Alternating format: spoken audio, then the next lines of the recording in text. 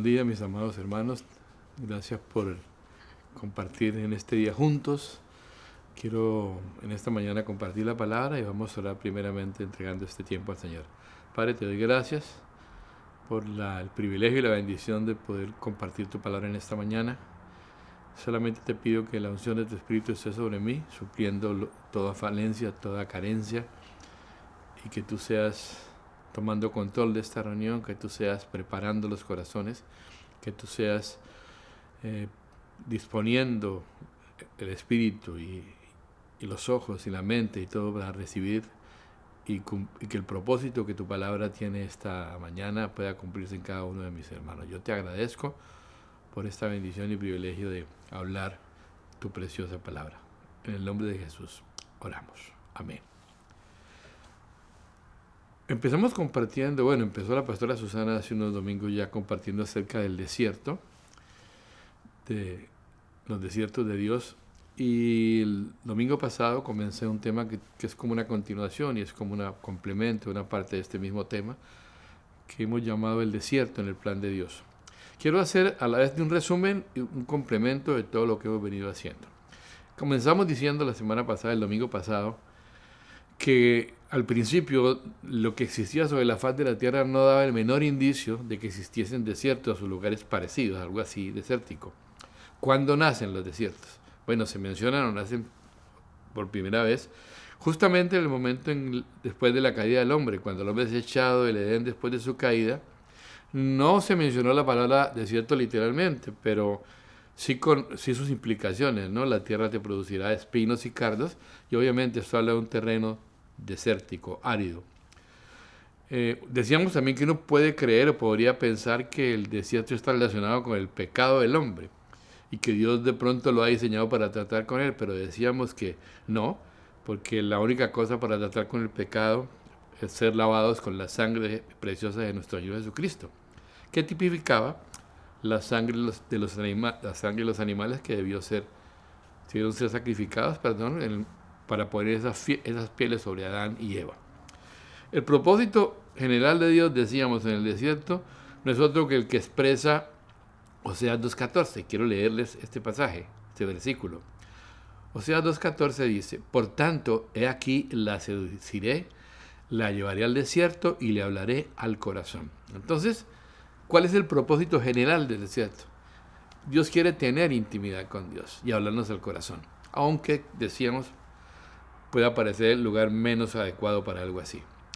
Hablamos de Moisés, un ejemplo de hombre de Dios en el desierto, todo ese proceso de Moisés después de ser formado siendo hebreo, formado para ser un faraón egipcio, como luego después él de alguna manera conocía su llamado y intentó mediar con un egipcio que maltrataba a un hebreo y finalmente mata al egipcio, y posteriormente entonces trata de mediar en una discusión entre dos hebreos y diciéndole: ¿cómo sí que ustedes van a estar peleando? Ustedes son hermanos.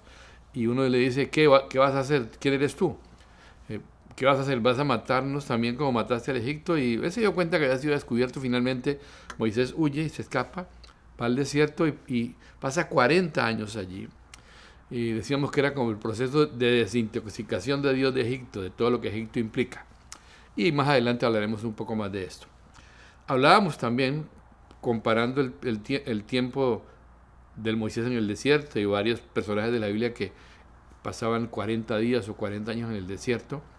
El pueblo de Israel se desanimó, no tanto por el desierto en sí mismo, sino porque no entendían el camino de Dios. No creyeron que el camino de Dios, como podría pensar cualquiera, era otra cosa.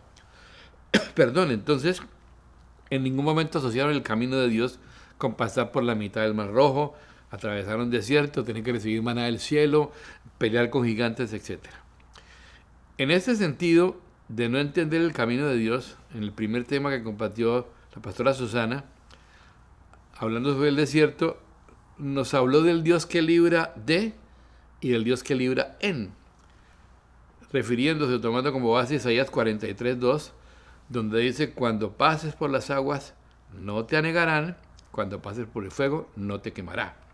También hizo referencia a Romanos 8.37-39, donde dice, en todas estas cosas somos más que vencedores. Y las cosas que menciona es angustia, tribulación, persecución, etc. No siendo librados de ellas, sino siendo librados en ellas. Y se planteó la pregunta, ¿para quién son los desiertos? Definitivamente la respuesta es, son para los hijos de Dios, no para otros. La pastora Susana también habló acerca de los propósitos de Dios en el desierto, que hay una similitud o una semejanza entre el desierto y la cuarentena, o este encierro, aislamiento en que estamos todos. Ya habíamos visto lo que decía Oseas, ¿no? He aquí, la llevaré al desierto y le daré el corazón. Así que, citando de nuevo ese texto, teniendo como base ese texto de Oseas, encontramos un primer propósito que se mencionó. ¿Cuál será? Atraernos a Él mismo, procurarse una comunión íntima con nosotros, acercarnos de una manera íntima a Él, como escribe Jeremías. En Jeremías 20, él dice, tú me seduciste, Señor. Ahora, ¿dónde fue seducido Jeremías por Dios? En el lugar de seducción de Dios, que no es otro lugar que el desierto.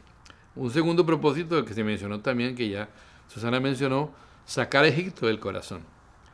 Como compartí el domingo pasado, a Moisés, el egipcio, Dios lo convirtió en un hombre humilde, hasta hacerlo algo absolutamente abominable a los ojos de los egipcios, como es un pastor de ovejas.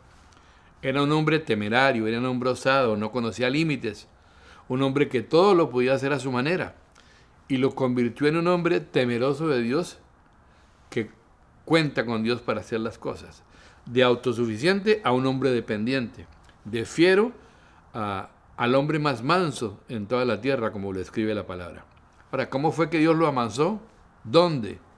Igual, en el desierto ocurrió esto. Un tercer propósito del desierto, hablarnos al corazón. Por 40 años, él pasó 40 años en medio de un silencio absoluto de parte de Dios en ese desierto, para Moisés. Ahí solo había silencio, sequedad, sequía y sol, haciendo referencia a las 4 cosas que necesita el olivo para mantenerse verde. El Señor nos compara a nosotros con olivos. Hay un texto que dice, como olivo verde en la casa de Dios. Y nos lleva a los desiertos justamente porque son lugares silenciosos y es la única manera en que de verdad podemos escucharle. Un propósito más, Dios nos quiere preparar para lo que es santo. Y decía la pastora Susana, santo no es un adjetivo. Y significa apartado, separado para Dios. Y habla de lo que es venido de Dios. Entonces Dios quiere que aprendamos a distinguir, o tener claro la diferencia que hay entre lo bueno y lo malo, entre lo que es bueno y malo y lo que es santo y profano. Entonces no se trata de saber qué es bueno y malo para escoger lo bueno sobre lo malo, no, sino qué es santo y qué es profano para escoger lo santo sobre lo profano. Entonces cuando el Señor le vuelve a hablar a Moisés después de 40 años, en el desierto, en esa zarza ardiente que ardía y no se consumía, el Señor le dijo algo a Moisés muy significativo. Él le dijo, quita el calzado de tus pies, porque el lugar en que estás es tierra santa. De manera que Moisés, después del desierto, estaba completamente preparado para entender qué era lo santo y vivir lo que era santo de parte de Dios. Debo aclarar que el desierto en realidad no nos prepara para un gran ministerio o oficio. En realidad nos prepara para Él, nos prepara para Dios. Porque antes de enviarnos, Dios quiere tenernos. Un quinto propósito del desierto. Dios nos lleva al desierto porque quiere ser conocido, quiere que le conozcamos. Fíjense que se mencionaba Susana que para Juan el Bautista la cárcel fue su gran desierto. Y es cuando Jesús hace una declaración, cuando estaba allí acerca de Juan que nunca antes se había hecho. Y dijo así, de los que han nacido de mujer, ninguno es mayor que Juan. Y la razón de esta declaración de Jesús es porque estaban pasando cosas muy particulares, peculiares en el corazón de Juan, y Jesús las conocía. A propósito, mis amados, este tiempo es una gran oportunidad para que cosas pasen en el corazón de todos nosotros. Y depende de nuestra disposición que le demos permiso al Espíritu Santo para hacerlo. Yo te animo a que tu corazón, nuestro corazón esté abierto a que el Señor haga cosas en este tiempo de quietud. Juan reconoció que Jesús era el Mesías en el Jordán cuando lo vio. Recuerdan cuando vino a él para ser bautizado. Pero una cosa es que él reconociera a Jesús y otra cosa es que él lo conociera. Y aquí podemos decir que lo reconoció en el Jordán y después en su desierto, que fue la cárcel, lo conoció. Entonces, ahora lo tremendo es que después de conocer a Jesús en la cárcel, Juan muere. Y ahí nos deja un principio que debemos considerar y que es muy importante que entendamos.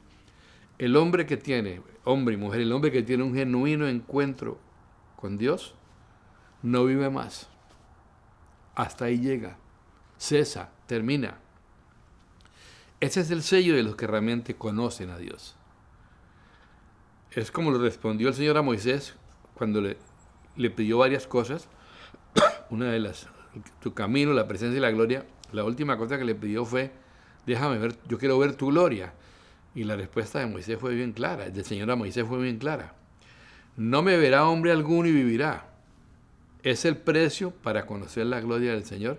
Y fue lo que pasó con Juan el Bautista. Te pregunto, te pregunto, ¿has llegado a experimentar esta condición? ¿Ya no sigues viviendo en cierta manera para ti, centrado en ti, y vives solo para Él? Vale la pena que meditemos en eso. Esa es la mejor evidencia de que le has conocido, de que le conocemos. Y eso no es un asunto de palabras, de hablar versículos, de saber la Biblia.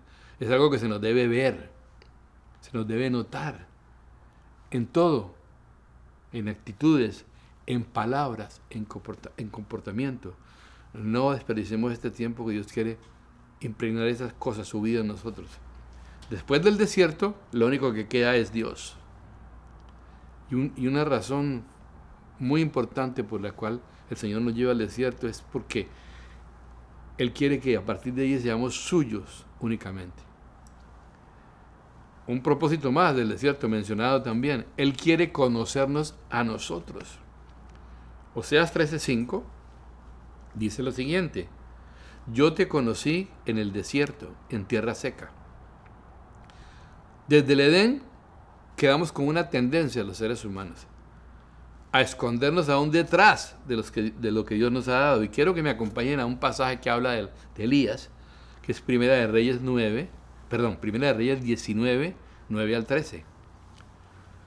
Dice así, el versículo 9. Y allí se metió en una cueva donde pasó la noche, y vino a él palabra de Jehová, el cual le dijo: ¿qué haces aquí, Elías? Él respondió: he sentido un vivo celo por Jehová, Dios de los ejércitos, porque los hijos de Israel han dejado tu pacto y han derribado tus altares y han matado a espada a tus profetas. Y solo yo he quedado y me buscan para quitarme la vida. Él le dijo: sal fuera y ponte en el monte delante de Jehová. Y he aquí Jehová que pasaba, y un grande y poderoso viento que rompía los montes y quebraba las peñas delante de Jehová. Pero Jehová no estaba en el viento.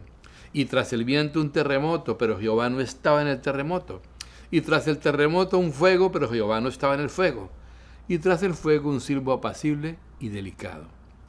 Y este versículo es el que quiero enfatizar particularmente. Versículo 13. Y cuando lo oyó Elías, cubrió su rostro con su manto y salió y se puso a la puerta de la cueva, y he aquí vino a él una voz diciendo: ¿qué haces aquí, Elías? Cuando uno mira este pasaje, particularmente este versículo, uno se da cuenta que Elías definitivamente quería esconderse de Dios. Y lo último que le quedaba para ello, y podía sonar bien espiritual, podía ser lo más espiritual, entre comillas, era su manto para cubrirse, su llamado.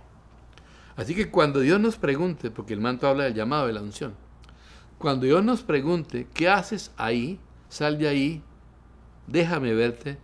La respuesta normal debería ser: aquí estoy, Señor, heme aquí, desnudo, transparente delante de ti. Pero si no es así, algo anda mal. Y valdría la pena preguntarnos si estamos escondidos de Dios. La pregunta es: ¿cuánto tiene Dios de nosotros? ¿O cuánto Dios tiene de nosotros? No cuánto hacemos para Dios. Lo vuelvo a decir: La pregunta es cuánto tiene Dios de nosotros y no cuánto hacemos para Dios. No cuántos profetas de Baal hemos matado, no cuántos hemos traído a los pies de Cristo, no cuántos sermones hemos predicado, no cuánto hemos sufrido por amor de su nombre. Obviamente, todo eso es importante, pero no. La pregunta clave aquí es, ¿cuánto tiene Dios de mí? ¿Cuánto Él ha poseído mi vida, entendiendo bien la expresión poseer mi vida? ¿Cuánto de mí es cautivado y le pertenece a Él? No cuánto hago para Él. A veces el quehacer enmascara muchas cosas, el hacer. Lo que hago es importante, pero lo más importante es lo que Dios quería con Elías. Dios no quería que Elías le diera un balance general, por algo decir, un paralelo, un estado financiero de pérdidas y ganancias. Elías, ¿qué ha pasado hasta la fecha? A ver, no, sino, Elías, sal, yo quiero verte a ti. No quiero tu balance, no quiero que me muestres cuánto has hecho. Dios sabía cuánto había hecho Elías, pero Dios quería verlo a Él, conocerlo a Él. Y eso es lo que quiere hacer contigo y conmigo, realmente conocernos. Vayamos ahora a Deuteronomio 8:2. Es bien interesante este versículo. Dice, y te acordarás de todo el camino por donde te ha traído Jehová tu Dios estos 40 años en el desierto, para afligirte, para probarte, para saber lo que había en tu corazón, si habías de guardar o no sus mandamientos. Este es un pasaje dirigido particularmente al pueblo de Israel. Dios quería saber lo que había en sus corazones. ¿Y qué hizo Dios para saberlo? Probó al pueblo, probó a Israel en el desierto. Al llevarnos al desierto, mis amados, Él nos prueba para saber qué hay en nuestro corazón. Ese es su propósito. Otro pasaje que nos habla de esto es Jeremías 9:7. Voy a leer una versión que se llama la Biblia al día. Dice así esa versión, Jeremías 9:7. En crisol de aflicción los fundiré, los desfinaré y probaré.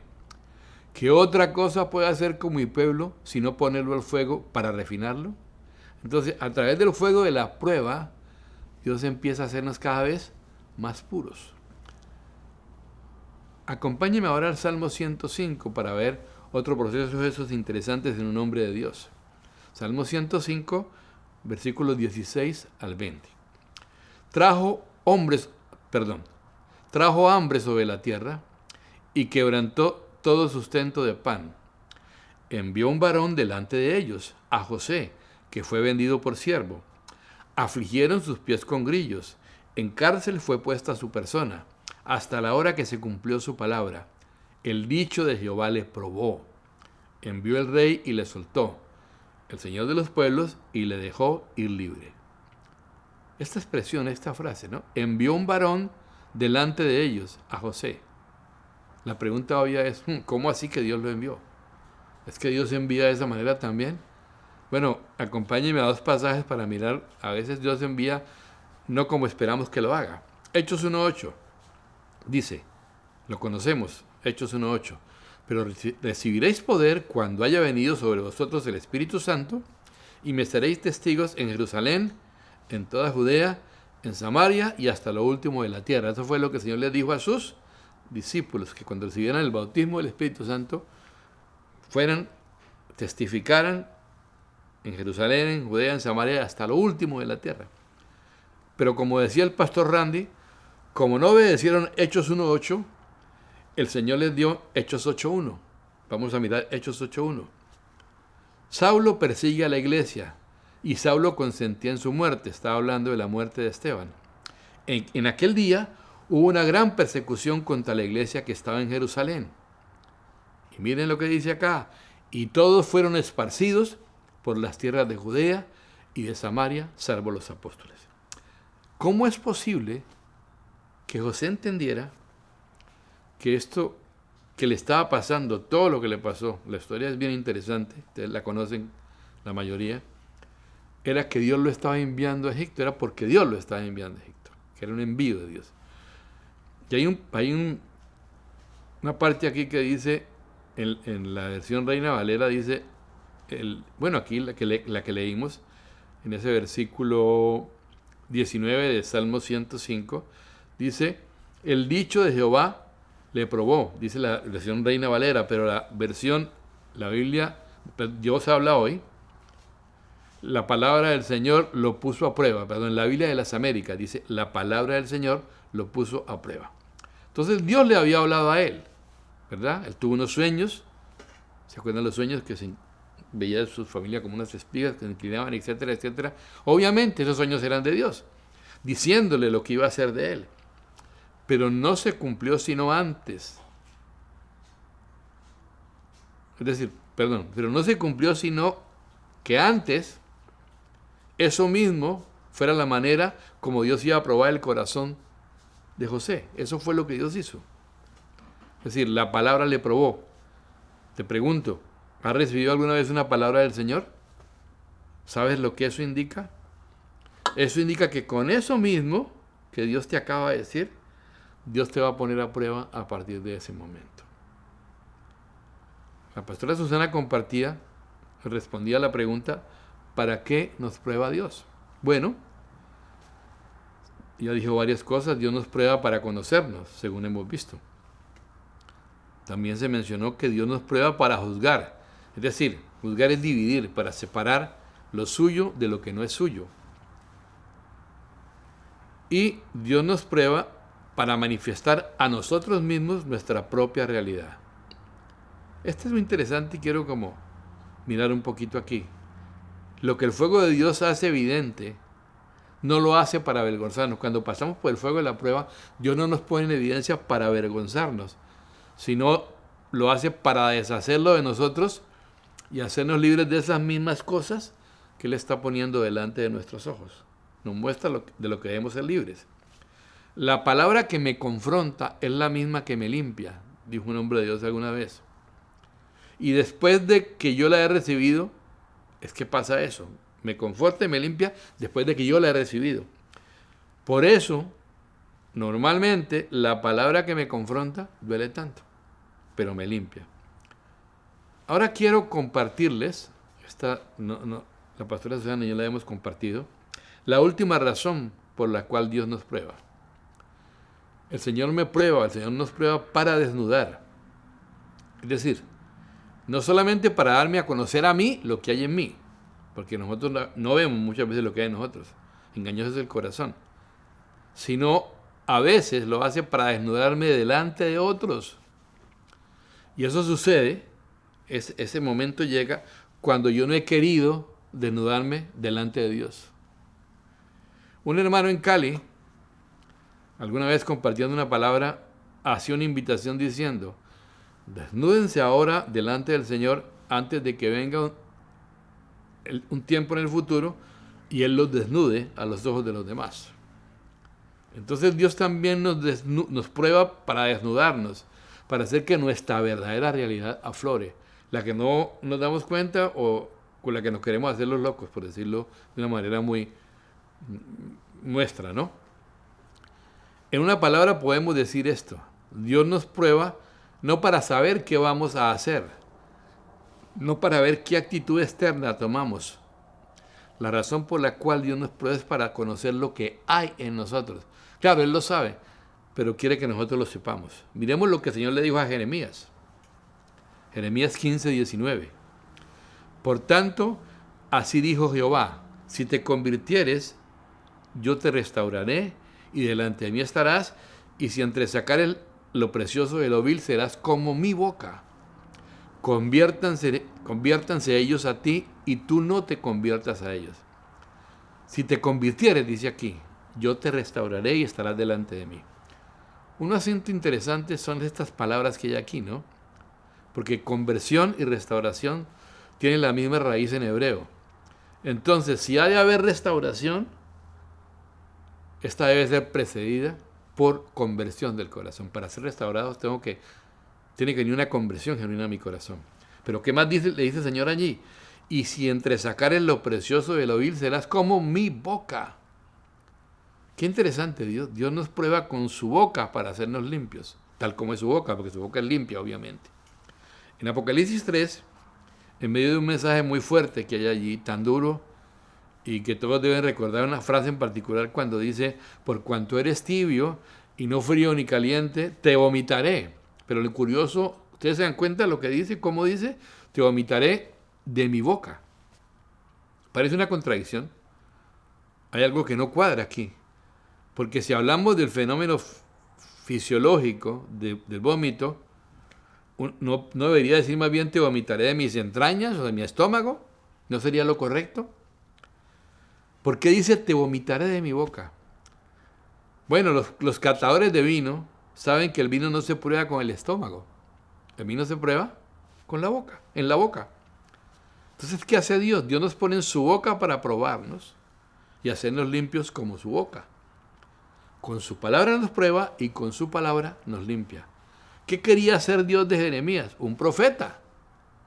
Uno que fuera como la boca de Dios. Y hay diferencia en el hecho de que Dios quería un profeta y no un loro. Esto es distinto. Hay gente que no son profetas y no loros del Espíritu, entre comillas.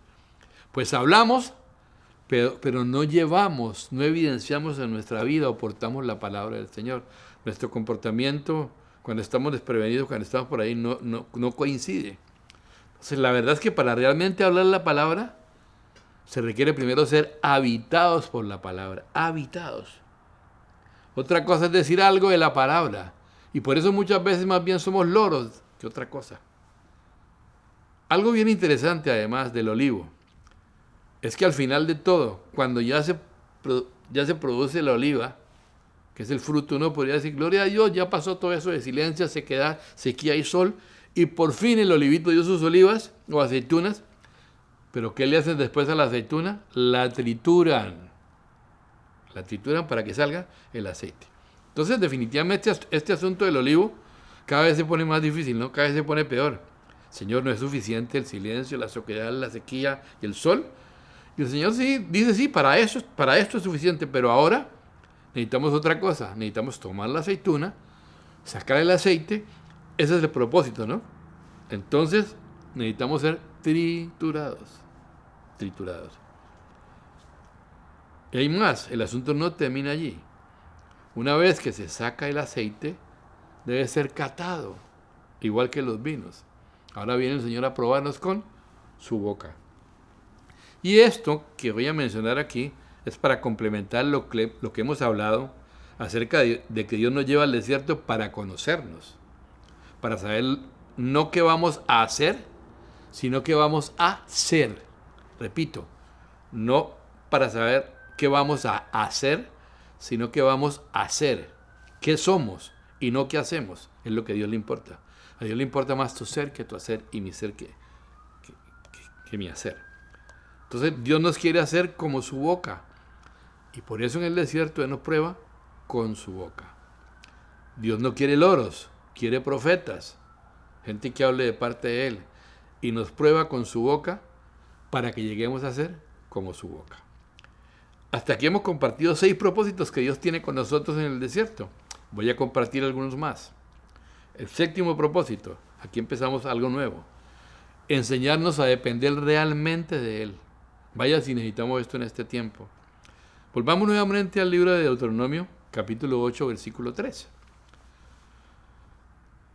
Leamos qué dice. Y te afligió y te hizo tener hambre y te sustentó con maná, comida que no conocías, tú ni tus padres la habían conocido, para hacerte saber que no solo de pan vivirá el hombre, mas de todo lo que sale de la boca de Jehová vivirá el hombre. Y vamos ahora al mismo capítulo, Deuteronomio 18, pero el versículo 16. Dice así, que te sustentó con maná en el desierto, comida que tus padres no habían conocido, afligiéndote y probándote para la postre hacerte bien. Entonces, uno de los propósitos más notorios por los cuales, o cuando Dios nos lleva al desierto, es enseñarnos a depender de una forma auténtica, real, verdadera de Él. ¿Ustedes saben cuál es la diferencia que hay entre vivir una vida de una forma natural y vivirla de una forma sobrenatural? Bueno, se traduce en una expresión, es pasar del límite. cuando uno pasa de sus propios límites, o cuando Dios nos lleva más allá de nuestros límites, nos saca de nuestros límites, en ese momento, cuando llegamos al límite, ya no puedo más, es cuando comenzamos a vivir una vida sobrenatural. Es decir, ¿qué es una vida sobrenatural? Una vida que depende exclusivamente de Dios.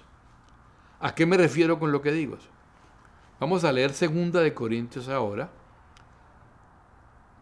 capítulo 1, versículo 8. 2 Corintios 1, 8. Miren lo que dice el apóstol Pablo allí. Porque, hermanos, no queremos que ignoréis acerca de nuestra tribulación que nos sobrevino en Asia, pues fuimos abrumados sobremanera más allá de nuestras fuerzas, de tal modo que aún perdimos la esperanza de conservar la vida. Vamos, debieron haber estado en una situación absolutamente terrible, al punto de que un hombre como el apóstol Pablo, que había pasado por tantas experiencias difíciles, llega a decir esto. Miren, la verdad que el asunto fue de tal tamaño, de tal magnitud, que yo creí que ni siquiera la vida íbamos a conservar. Creí que hasta la vida íbamos a perder. Este hombre indiscutiblemente estaba llegando a su límite. Pero ¿cuál era el propósito de Dios con esto? Él dice, para que confiásemos en Dios que resucita a los muertos. Dice adelante. Para esto fue que Dios permitió que él llegara hasta el límite mismo de la muerte. Podríamos decir que casi literalmente él pasó el límite.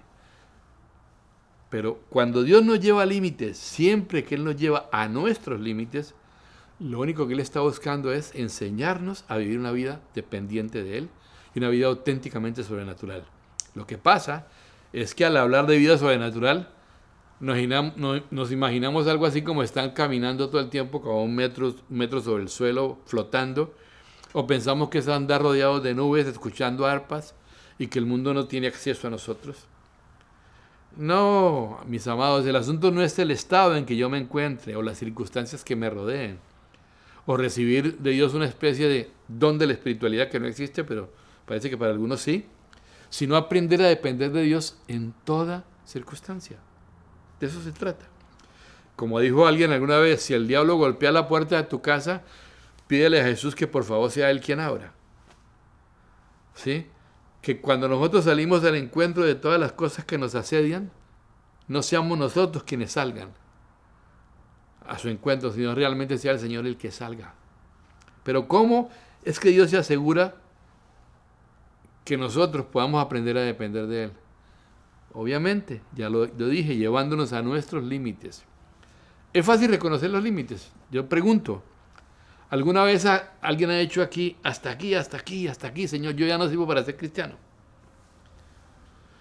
Bueno, la verdad que el punto no es si yo sirvo o no para cristiano. Nadie sirve, la verdad. Ninguno es apto. ¿Sí? Solamente Jesús y la presencia de Él en la vida de las personas nos hace aptos para vivir la vida cristiana. Solamente Él y su presencia en nosotros nos hace aptos para vivir la vida cristiana. A veces creemos que la vida cristiana es una cosa que Jesús nos impone. No, la vida cristiana es Jesús en nosotros. Esa es la vida cristiana. Como el autor de un libro llamado Si perezco, que perezca, dice lo siguiente: francamente, estoy cansado de ser cristiano sin tener a Cristo. Y esa es la historia de muchos. Es más o menos la misma idea. Estoy cansado de intentar hacer lo que Dios quiere, pero sin Dios. Mis amados, cuando Dios nos lleva a desiertos, es porque Dios nos está preparando, aunque parezca una contradicción nuevamente, para poder vivir una vida que dependa de Él, y para eso se hace necesario llegar a límites. Momentos en los que decimos, no, ya no doy más, ya no aguanto más, ya no lo soporto. Y es en ese momento, es que entendemos en ese momento que no es el brazo nuestro, no es la fuerza nuestra, sino únicamente la mano del Señor, la que nos puede salvar, la que nos puede sustentar, la que nos puede sostener. En el mismo instante en que le decimos a Dios, hasta aquí no más, no puedo más, el Espíritu Santo es como si ya se pusiera a nuestras espaldas y comienza a empujar, porque lo que le hemos dicho con esto es lo que Él está esperando que le dijéramos. Hasta aquí. ¿Saben por qué razón? Porque yo creo lo siguiente, se lo escuché a alguien y lo creo. Dios comienza donde yo termino. Repito, Dios comienza donde yo termino. Y a veces se podría decir que Dios no ha empezado conmigo porque no he terminado. Porque todavía hay demasiado de mí. Porque estoy demasiado vivo. Una de las cosas que Dios busca es que yo termine. ¿Ya hemos terminado? ¿Tú ya terminaste, hermano? Es una buena pregunta que vale la pena que nos hagamos. Porque Dios comienza en mis finales. Si fuera un libro, Él comienza en el epílogo. La última página mía es la primera página suya. El desierto es un lugar de muerte. Allí no hay casi ninguna clase de vida. Luego lo que Dios quiere enseñarnos en el desierto es a vivir una vida sobrenatural, una vida que dependa exclusivamente de Él. Yo creo que un conflicto grande, nuestro muy grande, es tratar de vivir vidas sobrenaturales en la capacidad natural, por nuestra propia fuerza, por nuestra propia capacidad. Entonces no es cierto que no es cierto, que hay unos que sean capaces de ser cristianos y otros que no lo sean. Tal vez solamente hay personas que le han abierto un poco más la puerta al único que los puede hacer capaces, que es el mismo Señor. O sea, ¿quién o qué pone la medida del asunto? ¿Mi capacidad? No, la medida del asunto la pone más bien mi absoluta dependencia de Dios. Cuanto más abro la puerta a Él, más luz entra, más puede soplar el viento, ¿verdad? ¿Cuál es la forma de hacer que abramos la puerta? Es llevarnos a nuestros límites, llevarnos al lugar de muerte, que es el desierto, para que aprendamos a depender de Él y no de nosotros. Cuando yo llego a los límites es cuando comienzo a ver las cosas sobrenaturales de Dios. Las mayores obras de Dios comienzan a verse justamente en ese momento. Con frecuencia nos olvidamos de que nuestra vida, la vida que vivimos como creyentes, es una vida sobrenatural. Y a veces vivimos con Cristo vidas paralelas, en lugar de vivir una sola vida. Miren lo que dice Pablo en Gálatas 2. Esto reafirma lo que estoy compartiendo. Gálatas 2:20 dice: con Cristo estoy juntamente crucificado, y ya no vivo yo, mas vive Cristo en mí.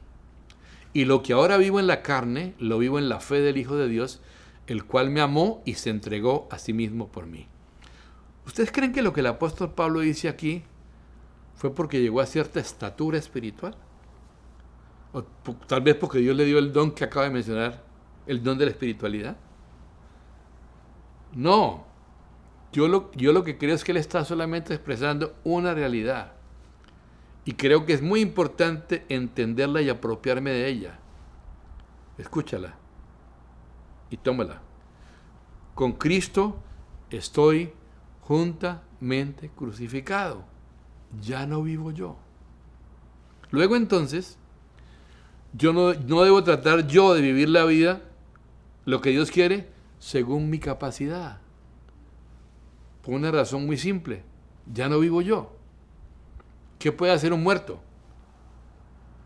Porque si podemos hacer estando muertos, podríamos decir que no estamos muertos sino desmayados solamente. A un muerto lo pueden ofender, lo pueden molestar, lo pueden estrujar, hasta los entierran. Y hasta donde yo sé, no conozco el primero que diga algo por esto. O ustedes han alguno que diga: por favor, cámbiame de cementerio que no me gusta este. Si yo ya no vivo, ¿qué quiere decir esto? Quiere decir exactamente eso. Perdón, que yo ya no vivo. Ahora Cristo vive en mí. Ahora vive Cristo en mí. Entonces, cuando Dios nos lleva a esos puntos de límite, lo único que quiere hacernos es entender esta verdad. Ya no vivo yo. Cristo vive en mí.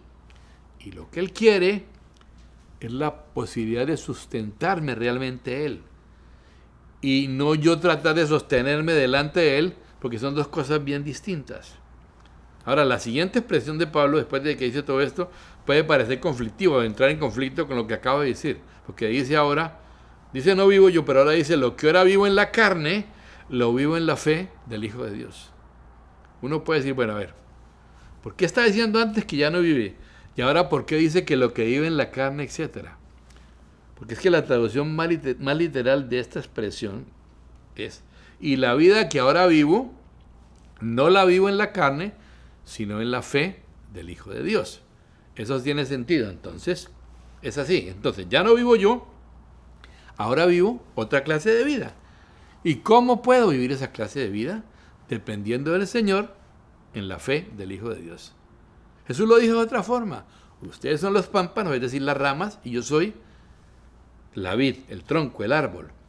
Y añadió, sin mí o separados de mí, nada pueden hacer. Nada es nada.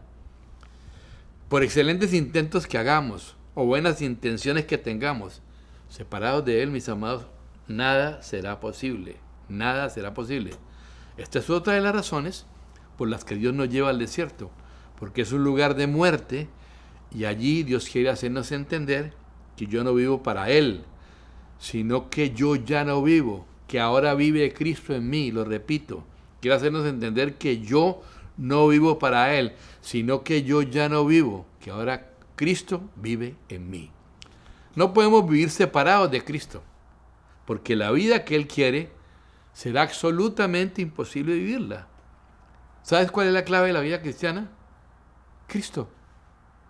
La clave de la vida cristiana es Cristo mismo, Cristo mismo. Por eso el cristianismo, escúchalo bien, no es la forma como uno se relaciona con una religión cristiana.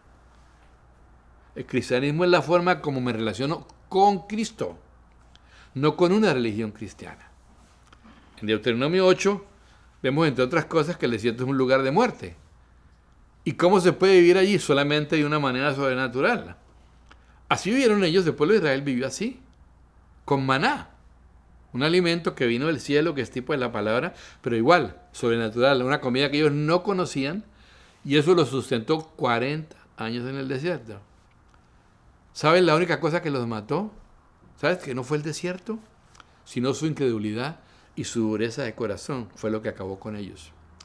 Hay otro peligro del cual Dios quiere librarnos y por eso nos lleva a desiertos, y es el peligro de estar saciados.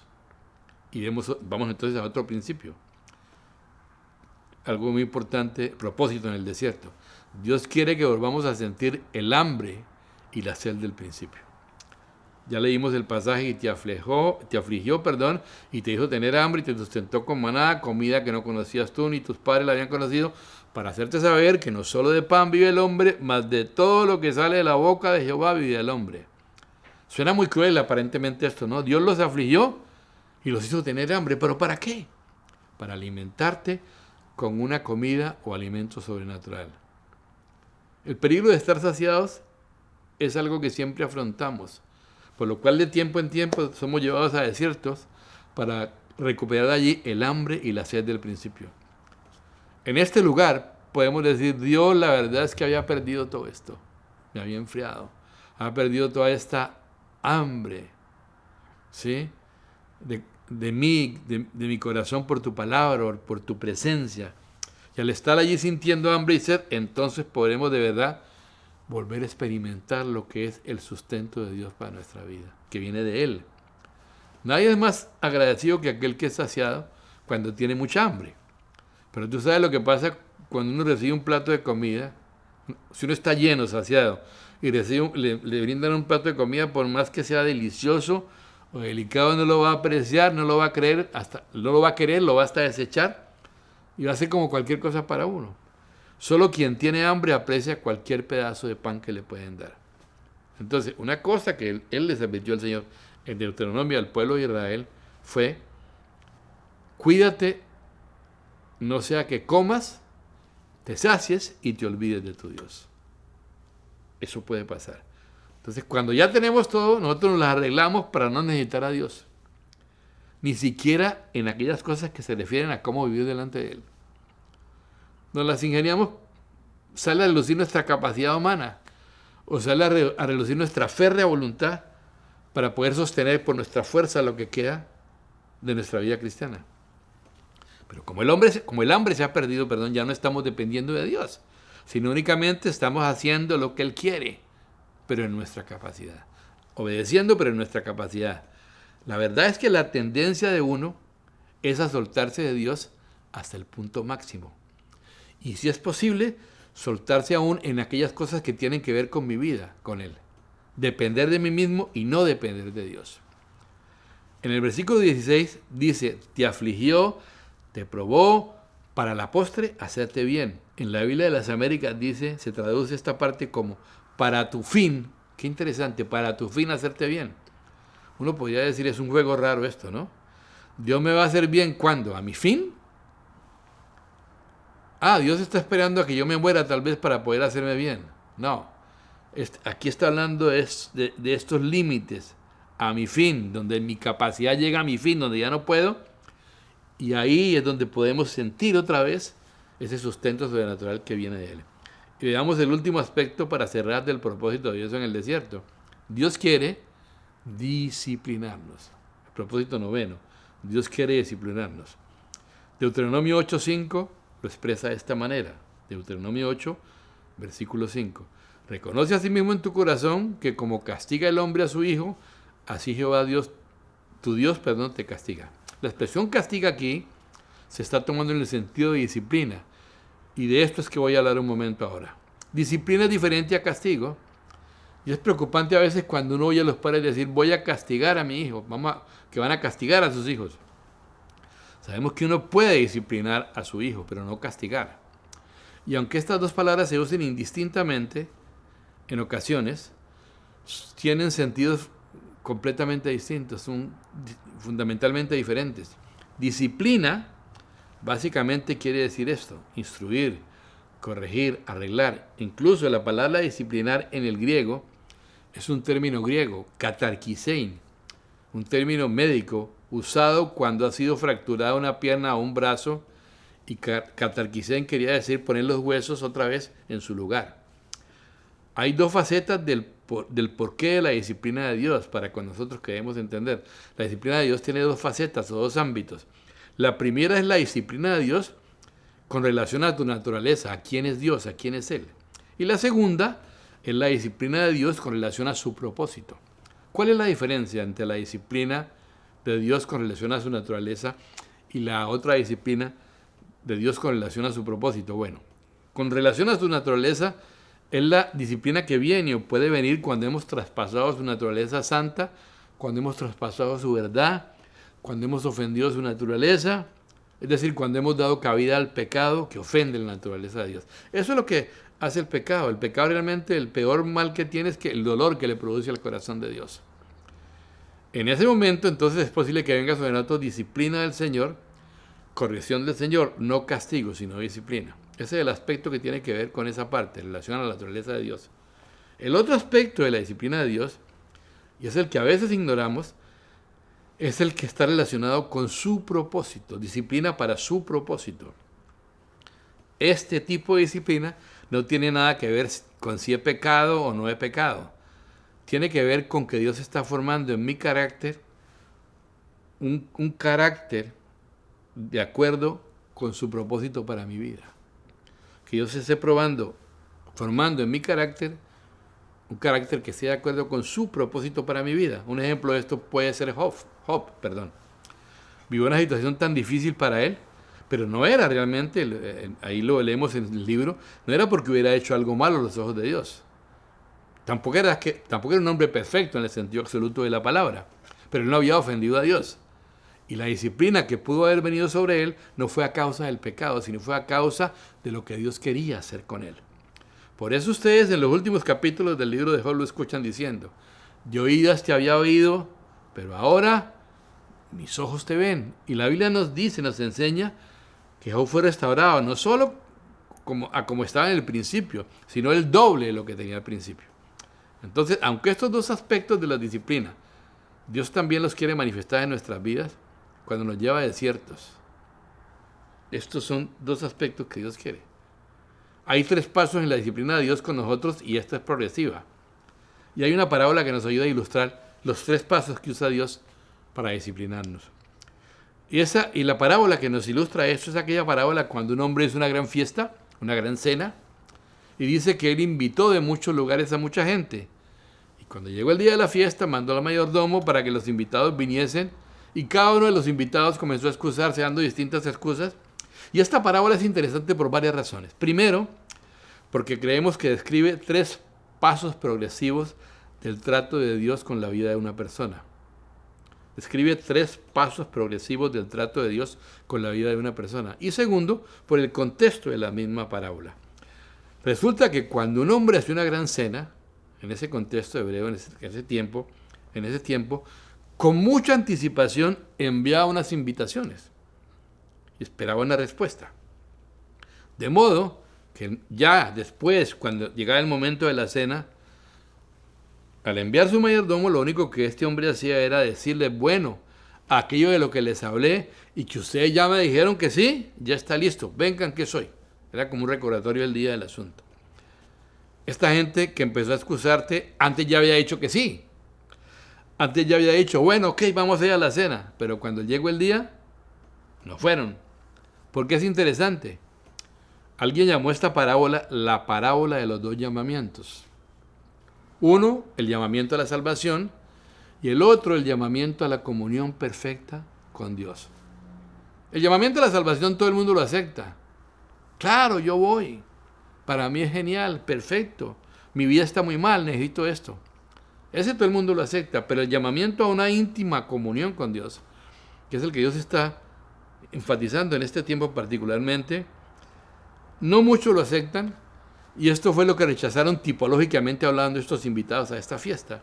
Al principio, el que había hecho la cena le dijo al mayordomo, ve y llámalos. Cuando el mayordomo llegó a él con la razón negativa de todos, cambió la expresión. Ahora dijo, ve y tráelos. Y cuando se cumplió esta orden, la tercera orden fue, ve y fuérzalos, oblígalos a entrar. Así que hay 3 niveles de la disciplina de Dios para ti y para mí, mi hermano. Cada uno es más alto, más fuerte que el otro. Y cada uno se da solamente si el anterior ha sido omitido o pasado por alto. Primero somos llamados por Dios en un asunto. Dios nos habla, nos muestra a su manera. Cuando no hacemos caso y pretendemos hacernos los locos o creer que a Dios se le ha olvidado el tema, la siguiente orden de Dios ya no es llámalos, sino es tráelos. Todavía no es oblígalos, es tráelos. Y si aún así no se hace caso, no hacemos caso a la orden de Dios, la siguiente vez lo que Dios dice es oblígalos, fuérzalos. Así que, mis amados llamados, traídos o forzados, cada uno puede escoger en qué nivel va a oír la voz del Señor. Vamos a orar y darle gracias al Señor en esta mañana por su palabra. Padre, te doy gracias por la bendición de estar aquí. Gracias por tu palabra que es viva y eficaz. Y como ella misma dice, más cortante que espada de 2 filos.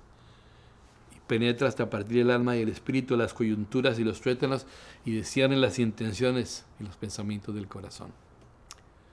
Señor, este es un tiempo especial en que tú has permitido que estemos. Y es una tremenda oportunidad para intimar contigo, es una tremenda oportunidad para abrir nuestro corazón a ti, para ser examinados, para permitir que aquello que debe ser cambiado en nosotros, que está obstaculizando escuchar tu voz y cumplir tu propósito, sea removido. Danos un corazón humilde, danos un corazón abierto a ti, y que este tiempo incómodo, encierro por un lado, pero que a la vez tiene un propósito particular, si nosotros lo queremos así y nos abrimos a esto, de encontrarnos contigo, de intimar más contigo y de ser transformados y cambiados y salir de aquí diferente, distinto a como entramos. Te doy gracias por este tiempo y bendice a cada uno de mis hermanos en el nombre de Jesús. Bien, mis amados, esperamos verlos pronto de una manera presencial. Mientras tanto, seguiremos viendo por aquí. Nuestros corazones están unidos en amor, en pacto. Les amamos mucho y que Dios les bendiga grandemente.